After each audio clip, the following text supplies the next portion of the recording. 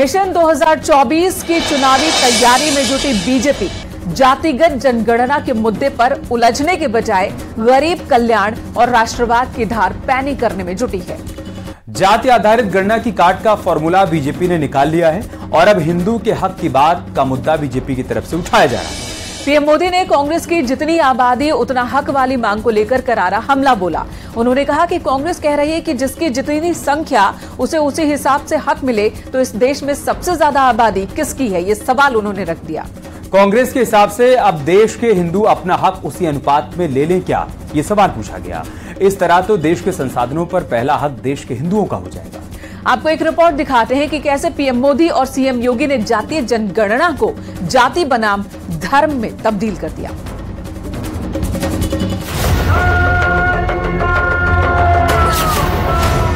2024 में एक बार फिर से प्रधानमंत्री मोदी जी की लीडरशिप में एनडीए की पूर्ण बहुमत की सरकार बने। हिंदू मुसलमान और जाति पर सियासी घमासान, जैसा अनुमान था वक्त का कांटा वैसे ही घूम चुका है, क्योंकि जैसे ही विपक्ष ने जाति का जिन निकाला वैसे ही बीजेपी ने हिंदुत्व वाला कार्ड खेल दिया। मोदी ने कास्ट के काट में ऐसा बाण छोड़ा, जातीय जनगणना का रुख ही बदल गया। और आबादी के ही हिसाब से ही अब तय होने वाला है, तो पहला हक किसका होगा भाई? किसका होगा? आबादी किसकी ज्यादा है? किसका हक होगा? जरा कांग्रेस वाले स्पष्टता करें, क्या आबादी के हिसाब से हक मिलेगा क्या? तो क्या अल्पसंख्यकों को कांग्रेस हटाना चाहती है क्या? तो क्या सबसे बड़ी आबादी वाले हिंदू अब आगे बढ़कर अपने सारे हक ले लें क्या? बिहार में जातीय जनगणना की रिपोर्ट को विपक्षी दल हिंदुत्व का हल मान रहे हैं, लेकिन बीजेपी के पास जनगणना का तोड़ बेजोड़ है, क्योंकि बीजेपी के पास मोदी मैजिक है। तो हिंदुत्व के फायर ब्रांड नेता जैसे योगी आदित्यनाथ जो सनातन की बात करते हैं, हिंदुत्व की बात करते हैं। सनातन धर्म ये मानव धर्म है, मानवता की सुरक्षा की गारंटी देता है, विश्व के कल्याण की बात करता है। अगर सनातन धर्म पर संकट आएगा तो संकट भारत पर नहीं, विश्व मानवता पर आएगा। बीजेपी का एजेंडा न अगड़ा न पिछड़ा, बल्कि 100 करोड़ हिंदुओं वाला है, जिसे अब आगे बढ़ाने की फुल प्रूफ तैयारी हो चुकी है। विपक्ष जातीय जनगणना के नाम पर हिंदुओं में फूट डालने की कोशिश में है, तो बीजेपी तमाम हिंदुओं को एक साथ जोड़ने की तैयारी में है। फर्क साफ है, अब मुद्दा जातीय जनगणना नहीं बल्कि संपूर्ण हिंदुओं का है, जिसके दम पर बीजेपी 2024 से पहले 5 राज्यों के विधानसभा चुनाव में आजमाने वाली है, क्योंकि जाति आधारित गणना की काट का फॉर्मूला बीजेपी ने निकाल लिया है। बीजेपी सर्वहारा का हाथ मजबूती से थामते हुए चुनावी माहौल को राममय बनाकर विरोधियों के तीखे हमले के स्वरों को धीमा करने में जुटेगी। कि हमारे लिए गरीब गरीब एक समान है, गरीब गरीब एक समान, हिंदू हो या मुसलमान। अभी जो जाति जनगणना की बात आ रही, मैं व्यक्तिगत तौर से जाति जनगणना का विरोधी नहीं हूं, मैं आपको ही बता दूं। लेकिन जो जाति जनगणना के नाम पर कोड बैंक तैयार करने के ख्वाब देख रहे हैं, मैं उनका ख्वाब मुंगेरी लाल का हसीन सपना बन करके रह जाएगा। अगर बीजेपी के हिंदुत्व कार्ड को समझने की कोशिश करें तो 4 साल पीछे जाना पड़ेगा, यानी 2019 के लोकसभा चुनाव में बीजेपी को किस वर्ग, किस जाति के कितने वोट मिले। तो आपको बताते हैं कि ओबीसी वोट कांग्रेस को 15%, तो बीजेपी को 44% मिले। एससी वोट कांग्रेस को 20%, तो बीजेपी को 34% मिले। एसटी वोट कांग्रेस को 31%, तो बीजेपी को 44% मिले। स्वर्ण वोट कांग्रेस को सिर्फ 12%, तो बीजेपी को 52% मिले। और अन्य वोटों की बात करें तो कांग्रेस को 23% और बीजेपी को 25% मिले। यानी बीजेपी जिस सबका साथ सबके विकास का मंत्र देती है, वो चुनावी आंकड़े में दिखते हैं। और उसी पैटर्न पर एक बार फिर बीजेपी 24 के रण में दम दिखाने के लिए पूरी तरह से तैयार है, वो भी जब जातीय जनगणना का मुद्दा हावी हो। लेकिन बीजेपी ने इसका भी तोड़ निकाल लिया है। Bureau report, news 18।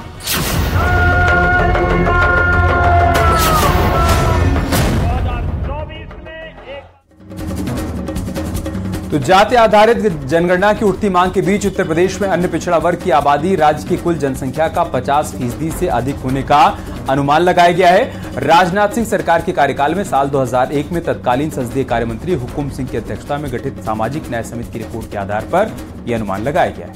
रिपोर्ट के मुताबिक प्रदेश की पिछड़ी जातियों में सर्वाधिक 19.4% हिस्सेदारी यादवों की है। दूसरे पायदान पर कुर्मी व पटेल हैं, जिनकी ओबीसी में 7.4% हिस्सेदारी है। इसके बाद बारी आती है लोध की, 4.8% उनकी हिस्सेदारी है, तो ओबीसी की कुल संख्या में निषाद, मल्लाह और केवट 4.3% है। वहीं जाट की बात की जाए 3.6% इनकी आबादी और भर राजभर 2.4% है। जनगणना की बात कर रहे हैं, वो सत्ता में थे तो जिन जातियों की बात कर रहे हैं उन जातियों के लिए क्या किया, वो क्यों गरीब रह गए, वो क्यों अनपढ़ रह गए, वो क्यों रोजगार से विहीन रह गए, उनका जीवन स्तर क्यों नहीं सुधरा। उसका अगर कोई अपराधी है तो सपा बसपा कांग्रेस। जो 40% 50% अकेले आरक्षण का लाभ उठा रहे हैं 27% का, तो ये जो पिछड़े वर्ग के जो नेता हैं, जिन लोगों को सत्ता मिली है, उन लोगों ने सिर्फ और सिर्फ पिछड़े वर्गों में जो मजबूत जातियां हैं उन्हीं को आरक्षण का लाभ पहुंचाने का प्रयास किया। ये तो मैं नहीं कह रहा हूं, 3 अक्टूबर 2013 को इलाहाबाद हाईकोर्ट ने कहा उत्तर प्रदेश में पिछड़े वर्ग में 12 जातियां हैं जो अकेले आरक्षण का लाभ उठा रही हैं। ये पेज बहुत बड़ा है कि आरक्षण में जो जातियां उपेक्षित रही हैं उन्हें कैसे लाभ हो, उनकी डिमांड कैसे पूरी हो, उनकी मांग कैसे पूरी हो। ये मांग जोरदार ढंग से उठती जा रही है। केवल अति पिछड़े ही नहीं, अन्य दलितों में भी ये मांग जोर पकड़ रही है। उत्तर प्रदेश में अस्तित्व बचाने के लिए कांग्रेस की नजर बीएसपी के मूल वोट बैंक पर टिकी है। मायावती के एकला चलो के ऐलान के बाद कांग्रेस की कोशिश है कि बीएसपी के दलित वोट बैंक को अपने पाले में लाया जा सके, और इसके लिए पार्टी ने रणनीति भी तैयार कर ली है। हालांकि जिस अभियान के साथ कांग्रेस उत्तर प्रदेश में दम दिखा रही है, उस रास्ते पर बीजेपी काफी आगे निकल चुकी है, क्योंकि बीजेपी लगातार दलित अभियान चला रही है और इसके लिए सभी जिलों में दलित सम्मेलन का आयोजन किया जा रहा है।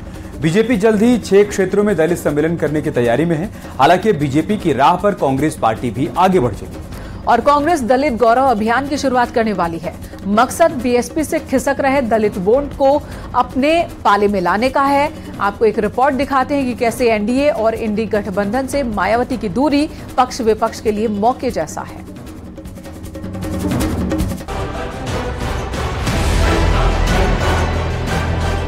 उत्तर प्रदेश में बीजेपी ने दलित मतदाताओं को साधने की पूरी तैयारी कर ली है। उन इलाकों को भी सिलेक्ट कर लिया गया है जहां से दलित वोट कलेक्ट किए जाएंगे और इसकी जिम्मेदारी बीजेपी ने मंत्रियों, सांसदों और विधायकों को दी है। लेकिन अब कांग्रेस भी बीजेपी के दलित पैटर्न को अपनाने की तैयारी में है और उत्तर प्रदेश में दलितों को साधने के लिए संवाद कार्यक्रम की शुरुआत करने वाली है, जो सीधे तौर पर मायावती के वोट बैंक में सेंध मारी है। काशीराम की पुण्यतिथि के दिन अभियान की शुरुआत होगी। कांग्रेस दलित गौरव संवाद अभियान के जरिए गांव-गांव जाएगी, जो 9 अक्टूबर से शुरू होकर 26 नवंबर तक चलेगा। मैंने पहले कहा था, हम सब लोग अपनी तैयारी कर रहे हैं 2024 में, और हमारी जो 80 सीट है, 80 सीट पे अपनी ताकत को बढ़ाना, अपनी ताकत को मजबूत करना। प्रत्येक इस तरीके के जनपदों में जहां दलित समाज, जहां पर इस तरीके से अपने आप को कटा हुआ महसूस कर रहा था या अपने आप को उपेक्षित महसूस कर रहा था, इनको मुख्य धारा में लाके खड़ा करना।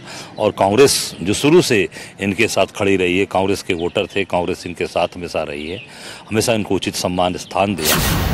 दरअसल बीएसपी के कैडर वोटर कभी कांग्रेस के वोटर ही थे, लेकिन बीएसपी के अस्तित्व में आने और कांग्रेस के हाशिए पर जाने के बाद दलित वोटर काशीराम के साथ जुड़ता गया। ऐसे में अब कांग्रेस अपने पुराने वोटर को फिर से पार्टी से जोड़ने के लिए अभियान चलाने जा रही है। इसके लिए व्यापक रणनीति भी बनाई गई है। देश का संविधान और कानून किसी भी राजनीतिक दल को अपनी राजनीतिक गतिविधियां चलाने की इजाजत देता है। कांग्रेस अपना दलित गौरव संवाद यात्रा तो चला सकती है, लेकिन उस कार्यक्रम में भाग लेने के लिए जनता कहां से लाएगी, क्योंकि जनता को कांग्रेस का कुशासन याद है। इस देश के अंदर में सबका अपना दल है, सबकी अपनी नीतियां हैं, सबका काम करने का तरीका है, लेकिन समाजवादी पार्टी उत्तर प्रदेश के अंदर में, देश के अंदर में वो पीडीए पे काम कर रही है। जो पिछड़ा है, दलित है, अल्पसंख्यक है, जो समाज में छूट गए हैं, उन्हें कैसे आगे लेके आए, उनको कैसे सामाजिक न्याय मिले, वो कैसे उन्नति करें, कैसे उन्हें बराबरी का अधिकार मिले, इस पे समाजवादी पार्टी लगातार काम कर रही है। मतलब ये है कि बीजेपी के साथ ही अब कांग्रेस की भी नजर बसपा से खिसक रहे दलित वोट बैंक में सेंधमारी की है, जिसे अपने पाले में लाकर 24 की दिशा और दशा बदली जाए। हालांकि जिस तरह बीजेपी बस्ती बस्ती अभियान चला रही है, क्या उसी तरह कांग्रेस भी दलितों को जोड़ पाएगी, ये बड़ा सवाल है। क्योंकि उत्तर प्रदेश में कांग्रेस अपना जनाधार पहले ही खो चुकी है, तो फिर इस रणनीति के मायने क्या हैं? अगर हम थोड़े से बीते समय की बात करें, राहुल गांधी की भारत जोड़ो यात्रा से बहुत प्रभाव पड़ा, इस बात में कोई दोहराई नहीं है। और यदि हम बात करें बीते 2 चुनाव में हिमाचल और कर्नाटक में जीतने के बाद कांग्रेस के अंदर जो ऊर्जा है, वो इस समय बहुत कुछ बताने को और बहुत कुछ समझाने को तैयार है, लेकिन चुनौतियां बहुत ज्यादा है। उत्तर प्रदेश की सियासत में दलित अभी बटे हुए हैं। वोट के हिसाब से देखा जाए तो सबसे ज्यादा दलितों का vote other than Jat voters वो भारतीय जनता पार्टी के पास है। यानी पहले पसमानदा प्लान, फिर ओबीसी को साधने के लिए सोशल प्लान, और अब दलित वोट बैंक पर पकड़ बनाने के लिए बीजेपी ने अपना मास्टर प्लान तैयार कर लिया है। लेकिन कांग्रेस भी अस्तित्व बचाने के चक्कर में बीजेपी से टक्कर लेने की तैयारी कर रही है, और निशाने पर मायावती के वोटर हैं, जो बीएसपी को सत्ता दिलाने में अहम योगदान दे चुके हैं। Bureau report, news 18। इधर 24 के रण में छिड़े संग्राम के बीच सीएम योगी विकास योजनाओं को धरातल पर उतारने का फुल प्रूफ प्लान तैयार कर चुके हैं। सीएम योगी ने अधिकारियों को 3 महीने का वक्त दिया है। बिल्कुल, और कहा कि दिसंबर तक जो भी योजनाएं हैं उसे जमीन पर उतार दिया जाए। साथ ही मुख्यमंत्री योगी का फोकस निवेश और उससे मिलने वाले रोजगार पर भी है। योगी ने निर्देश दिए हैं कि दिसंबर तक नोएडा फिल्म सिटी का टेंडर तय हो जाना चाहिए। साथ ही सीएम योगी ने निर्देश दिया है कि लिथियम बैटरी प्लांट लगाने की तैयारियों को तेज कर दिया जाए। वहीं दिसंबर से पहले मेगा टेक्सटाइल पार्क का शिलान्यास भी करने की योजना है, और लॉजिस्टिक पार्क का भी जल्द ही शिलान्यास किया जाएगा। इतना ही नहीं, नोएडा में पॉड टैक्सी परियोजना का भी शुभारंभ होने वाला है। यानी सीएम योगी अब रोजगार से निवेश तक हर मोर्चे पर एक साथ काम कर रहे हैं, जिसकी तारीफ ब्रिटेन तक हो रही है। आपको दिखाते हैं इसी पर एक रिपोर्ट।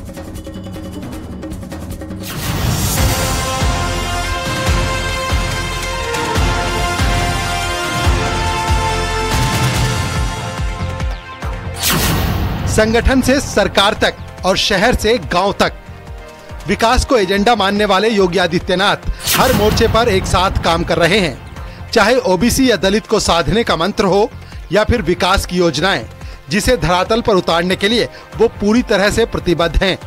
और इस बार सीएम योगी ने 3 महीने में 3 से ज्यादा प्रोजेक्ट को जमीन पर उतारने का वक्त दिया है, जिसमें नोएडा फिल्म सिटी योजना, लिथियम बैटरी प्लांट, लखनऊ में मेगा टेक्सटाइल पार्क और ग्रेटर नोएडा लॉजिस्टिक पार्क है। ये वो प्रोजेक्ट हैं जो उत्तर प्रदेश के विकास में 4 चांद लगाने के लिए तैयार हैं, और इसी साल के आखिर तक इन योजनाओं को धरातल पर उतार दिया जाएगा। यूपी के विकास की रफ्तार को तेज करने में लगातार योगी सरकार जुटी हुई है।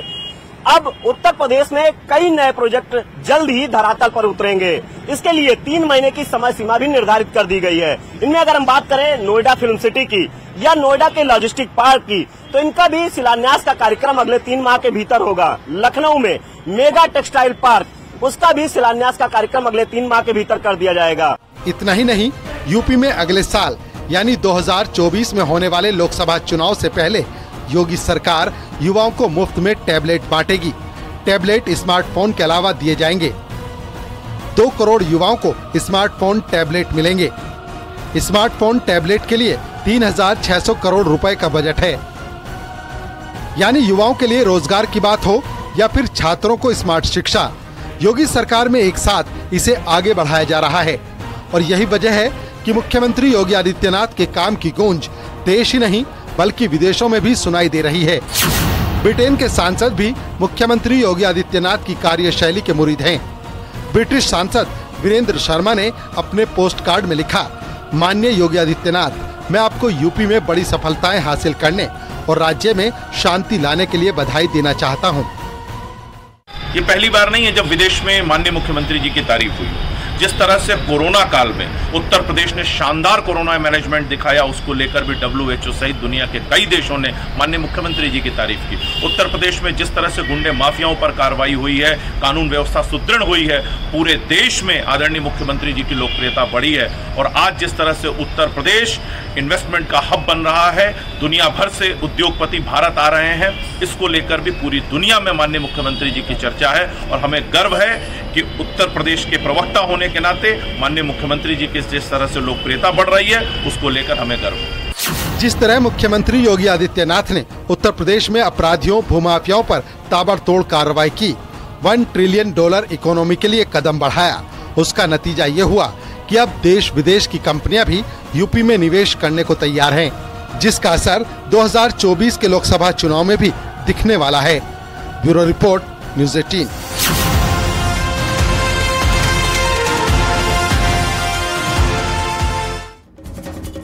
और अब बात उस खबर की जिस पर दिल्ली की सियासत में पूरे दिन संग्राम छिड़ा रहा। दरअसल शराब घोटाला मामले में 10 घंटे की पूछताछ के बाद ईडी ने आम आदमी पार्टी के सांसद संजय सिंह को गिरफ्तार कर लिया। आज सुबह से ही संजय सिंह के आवास पर ईडी की छापेमारी चल रही थी और थोड़ी देर पहले ईडी की टीम ने उन्हें गिरफ्तार कर लिया। एक तरफ जहां दिल्ली के पूर्व डिप्टी सीएम मनीष सिसोदिया शराब घोटाले में ही पहले से ही तिहाड़ में बंद है, वैसे में अब आम आदमी पार्टी ने दूसरी गिरफ्तारी को लेकर सरकार पर निशाना साधा। संजय सिंह की गिरफ्तारी की जैसे ही खबर सामने आई, उनके आवास के बाहर आम आदमी पार्टी के तमाम कार्यकर्ता इकट्ठा हो गए और इस गिरफ्तारी का विरोध करने लगे। हालांकि संजय सिंह की गिरफ्तारी पर सियासी बयानबाजी भी हो रही है। आपको दिखाते हैं इस पर रिपोर्ट। कोई भ्रष्टाचारी मेरे बगल में बैठ करके मेरा ताप सहन नहीं कर सकता है, इसलिए भाग रहे हैं। मैंने पहले भी कहा अपने साथियों से, आज से दोहरा रहा हूं, मरना मंजूर है, डरना मंजूर नहीं है। पाप करने वाला, अपराध करने वाला चाहे कितना भी सयाना हो, उसको एक दिन उसकी सजा मिलती है। अजीब सा आरोप है भाजपा का, जिसमें इन लोगों ने 15 महीने बर्बाद कर दिए, 1000 जगहों पर रेडें करी, न जाने कितने अफसर इसमें लगे, लेकिन एक नया पैसा, एक फूटी कौड़ी आज तक बरामद नहीं हुई।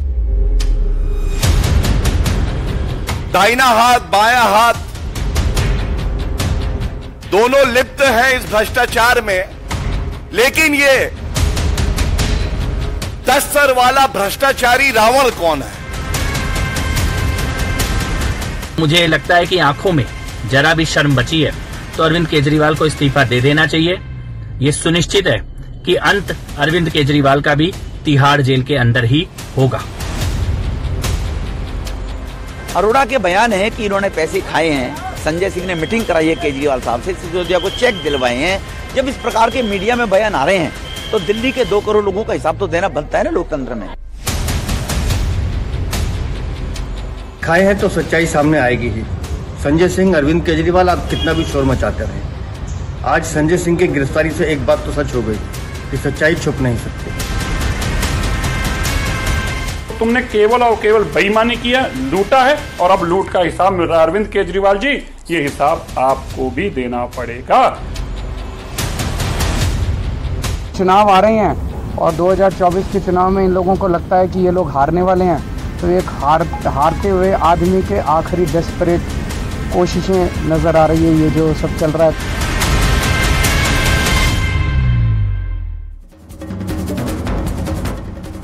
और बात करते हैं उस खबर की जो आपको सावधान करने वाली है, क्योंकि जंक और प्रोसेस्ड फूड खाना सेहत के लिए हानिकारक साबित होता है, इससे शरीर पर बुरा असर भी पड़ता है। ये बात तो हमें पता है, आपको भी पता है, बावजूद इसके हम अनदेखी कर देते हैं। लेकिन अब न कीजिए। हाल ही में हुई एक स्टडी के मुताबिक अल्ट्रा प्रोसेस्ड फूड खाना मेंटल हेल्थ के लिए बहुत ही ज्यादा खतरनाक है। अल्ट्रा प्रोसेस्ड फूड से क्या क्या नुकसान हो सकते हैं, पहले हम आपको सबसे पहले वो समझा देते हैं। अल्ट्रा प्रोसेस्ड फूड खाने से तेजी से मोटापा बढ़ता है, पेट का कैंसर और कोलन कैंसर का खतरा भी बढ़ जाता है। अल्ट्रा प्रोसेस्ड फूड खाने से हार्ट अटैक, स्ट्रोक का खतरा बढ़ जाता है। स्टडी के मुताबिक इस खाने से लोग हाई ब्लड प्रेशर के भी शिकार हो जाते हैं और शरीर में पोषक तत्वों की कमी हो जाती है। और अब आपको इसी पर सावधान करने वाली एक रिपोर्ट भी दिखाते हैं।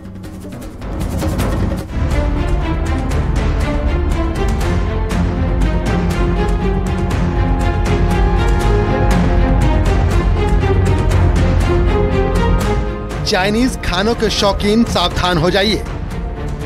नूडल्स, चाउमीन और मोमोज आपको बीमार कर देगा। मंचूरियन आपकी तबीयत बिगाड़ देगा। हॉट डॉग और बर्गर आपको अस्पताल पहुंचा देगा, क्योंकि जो रिपोर्ट सामने आई है वो जंक फूड से दूरी बनाने के लिए काफी है। हाल ही में हुई एक स्टडी के मुताबिक जंक और प्रोसेस्ड फूड खाना हानिकारक है। इससे शरीर पर बुरा असर पड़ता है, मेंटल हेल्थ के लिए हानिकारक हो सकता है। इससे दिमाग पर बुरा प्रभाव पड़ता है। स्टडी की माने तो अल्ट्रा प्रोसेस्ड फूड खाने से हेल्थ में 28% तक गिरावट आती है। और एक्सपर्ट का भी मानना है कि जंक और प्रोसेस्ड फूड भले स्वाद में अच्छा हो, लेकिन स्वास्थ्य के लिए बिल्कुल ठीक नहीं। जो अल्ट्रा प्रोसेस्ड फूड में जो हम लोग आजकल नमकीन में जो चिप्स है और चाइनीज़ आइटम्स वगैरह यूज़ करते हैं, जैसे मोमोज़ है, पास्ता है और जो पिज़्ज़ा है, वो जो यूज़ करते हैं वो सब बहुत हार्मफुल होते हैं, क्योंकि उसमें जो एक्स्ट्रा सॉल्ट बहुत पड़ा होता है, जो लॉन्ग टर्म पे किडनी को और लंग्स को जो उसमें चीज़ वगैरह डाला जाता है वो बहुत हार्मफुल रहता है। जैसे इंटेस्टाइनल कॉज हो जाता है, लीवर कॉज हो जाता है। छोटे छोटे बच्चे, उनको आजकल किडनी इंजरी होने लग जाता है just because of these junk foods, क्योंकि काफ़ी स्पाइसी होता है, कहीं ना कहीं ये मसालेदार होता है, और सबसे मेन चीज़ ये सफाई में बनता नहीं है, मेन कॉज। और ये लोग जो ऑयल होता है रिपीटेड ऑयल होता है, और कहीं ना कहीं हम लोग अवॉइड करते हैं जो रिपीटेड ऑयल लोग यूज़ करते हैं। हाँ, इसका भी रीज़न है, क्योंकि जैसे रिपीटेड ऑयल में जैसे हमारा मान लीजिए ब्रेड पकौड़ा वगैरह बनाते हैं तो लोग उसमें रिपीटेड ऑयल यूज़ करते रहते हैं, वो लोग ऑयल चेंज नहीं करते। तो यानी जिसे बाजार में देखकर आपका मन खाने को मचलने लगता है, वो स्वास्थ्य के लिए बेहद घातक साबित होने वाला है, और इससे कई तरह की बीमारियों से आप ग्रसित हो सकते हैं। जंक और प्रोसेस्ड फूड से क्या क्या नुकसान है, पहले वो समझ लीजिए। डायबिटीज का खतरा बढ़ जाता है, तेजी से मोटापा बढ़ना और थकान होना, सिर दर्द जैसी समस्या बढ़ जाती है, चिड़चिड़ेपन का शिकार हो जाते हैं, माइग्रेन जैसी बीमारी हो सकती है। हैरानी की बात तो ये है कि लोग जंक और प्रोसेस्ड फूड के नुकसान से करीब करीब वाकिफ हैं, लेकिन उन्हें अपने स्वास्थ्य की बिल्कुल चिंता नहीं है। और यही जानने की कोशिश कानपुर में न्यूज़ 18 के संवाददाता ने भी की। मैम, कितना आप लोग पसंद करते हैं चाइनीज फूड को? मैम, बहुत एक्चुअली चाइनीज फूड अच्छा लगता है कि नहीं? हाँ, अच्छा लगता है। चीज़ें मैम इस वजह से आपको यूथ से क्या पसंद करते हैं? Pizza, burger, momos. वो बॉडी हानिकारक इसलिए होता है क्योंकि कोई भी चीज़ हो, अगर आप उसको स्टोर करेंगे, रेफ्रिजरेट करेंगे, तो कोई भी चीज़ जो होती है तो वो थोड़ा सा तो ख़राब होगा और बॉडी के इफेक्ट करेगा ही, इसलिए फ्रेश खाएं। अल्ट्रा लीवर फूड शरीर नुकसान पहुंचा रहा है, बट अगर उसको सही तरीके से बना रहे हैं, एक प्रोपोर्शन में खा रहे हैं, तो इतना हार्मफुल नहीं है। वक्त सावधान रहने का है, वक्त हेल्दी और फ्रेश खाने का है, क्योंकि जो केमिकल आपके खाने का स्वाद बढ़ाता है, वही केमिकल आपको अस्पताल पहुंचाने के लिए भी काफी है, और ये केमिकल जंक और प्रोसेस्ड फूड में इस्तेमाल किए जाते हैं। न्यूज़ 18 के लिए कानपुर से अमित गंजू की रिपोर्ट।